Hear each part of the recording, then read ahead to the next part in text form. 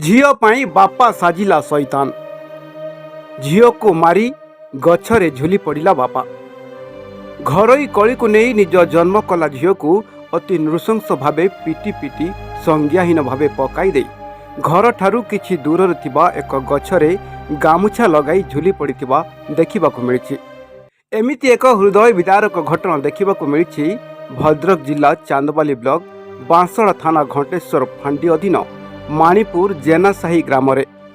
सुरेंद्र जेना नामक जड़े व्यक्ति अष्टम श्रेणी रे पढ़ुथुबा निज झीओ गीतांजलि जेना मध्य कौनसी कारण को नहीं बचसा होइतिला। बापा उत्त्यक्त होई निज झीओ को एक धारुआ अस्त्र रे आक्रमण करथिले एवं झीओ संज्ञाहीन होई पड़ी जिबा परे बापा घर पाखरे थिबा एक गछरे गामुछा लगाई झुली पड़िथिबा देखिबाकू मिलिछि। ग्रामवासी माने खबर पाई झीओ गीतांजलि को गुरुतर अवस्था घरू उद्धार करी 108 आंबुलेंस साहाय्य मेडिकल को नैथिबा बेले घटनास्थल रे पुलिस पहुंची तदंत आरंभ करिछि। लारदाणी सोइथिले मासी देखिनी आ छुआ तार रक्त जुळई पीसी आ कौ छुआ सेई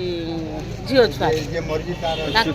तो कोन किए मारछि बोली हम सर देखिना किए मारछि कोई बारी में